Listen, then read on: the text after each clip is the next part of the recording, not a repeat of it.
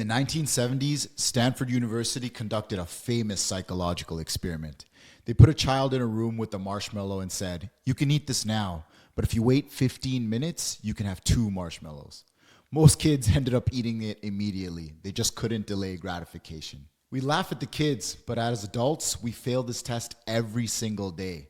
Except the stakes aren't just a marshmallow, it's your financial freedom. The adult marshmallow is that new $80,000 car you think you deserve just because you got a promotion. I'm a CPA and I've seen the finances of hundreds of high income earners. And I can tell you that buying a toy too early is the single biggest reason why high income earners never become wealthy. Today, I'm going to show you how that $80,000 luxury car can actually cost you more than $500,000. In finance, we call this opportunity cost. When you spend money on a depreciating liability like a car, a boat, or fancy furniture, you aren't just losing the money you spent, you're also losing what the money could have become. Farmers have an old saying, don't eat your seed corn. If you eat those seeds today, you don't just lose a meal, you lose the entire harvest that those seeds could have became. So when you take $80,000 of your hard-earned capital and you dump it into a luxury car, you're eating your seed corn.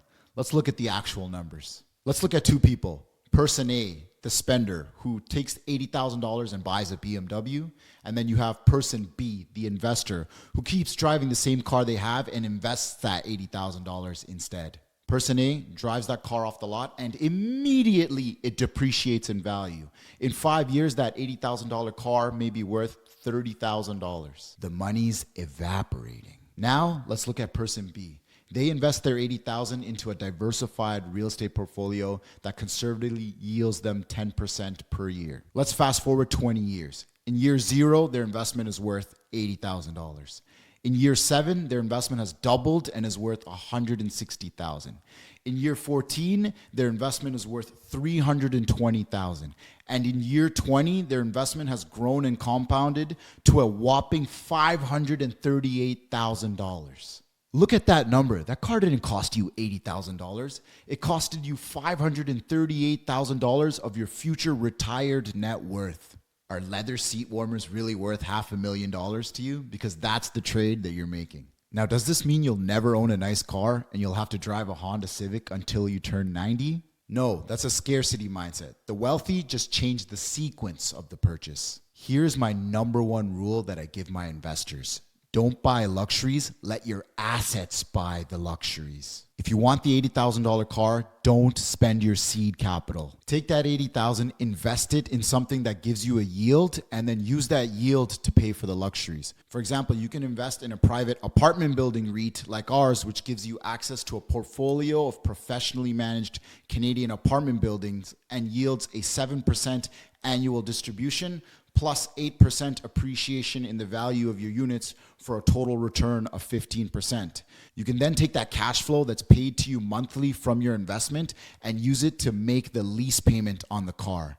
Now let's look at the difference. You have the car and you still own your principal investment of $80,000 and your investment is appreciating in value versus if you had purchased the car, that would be depreciating in value and you would lose the majority of your capital. Doing it this way, you got the car for free because you were patient enough to buy the asset first. This is the hardest part about building wealth. It's not the math. The math is simple. The hardest part, it's the emotion. It's the marshmallow test. Can you delay gratification for a few years in order to set yourself up for the rest of your life? A lot of the time, rich people are just poor people who were patient. If you're sitting on cash right now and itching to spend it, don't.